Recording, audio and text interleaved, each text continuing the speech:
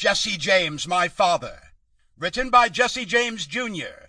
Narrated by Geoffrey, Giuliano, and the Icon Players.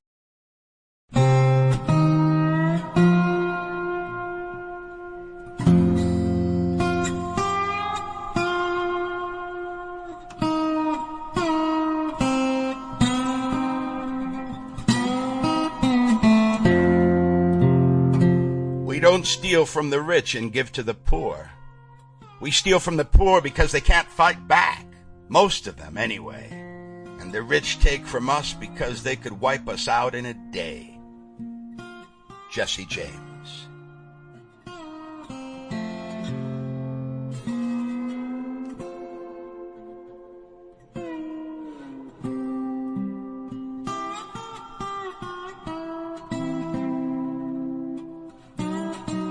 The great outlaw Jesse James was born on September 5th, 1847, in Kearney, Missouri. James and his brother Frank served in the Confederate Army before embarking upon their fabled criminal careers in the Old West. The James brothers made a name for themselves as daring bank and train robbers, leading the James Younger Gang. Gang member Robert Ford killed Jesse James in 1882, after which time James became a true legend of the Old West. Here is his untold story, as related by his only son. I'm Geoffrey Giuliano.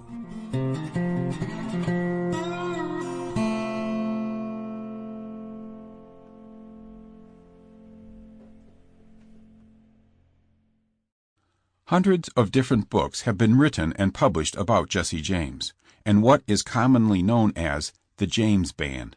Many of these books were false from cover to cover.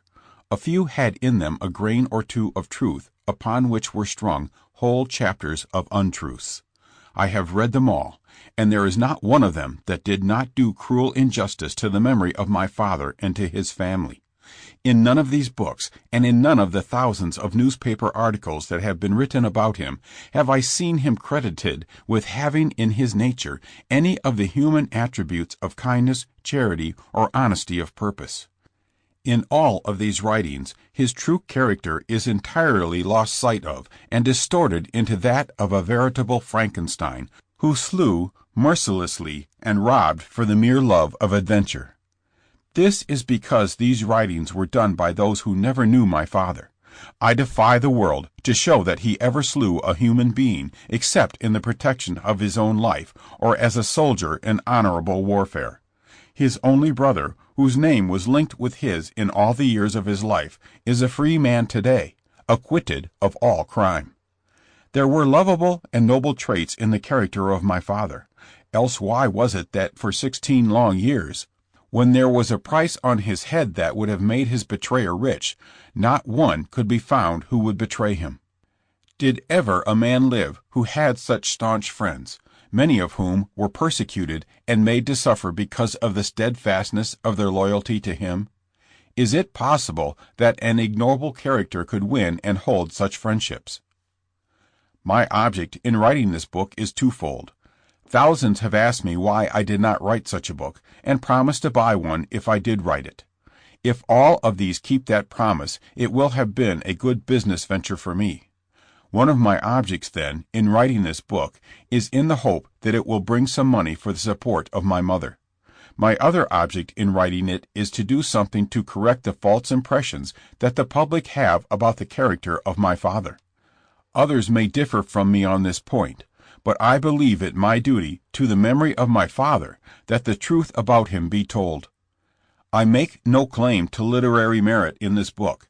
I have had little time in my life to go to school.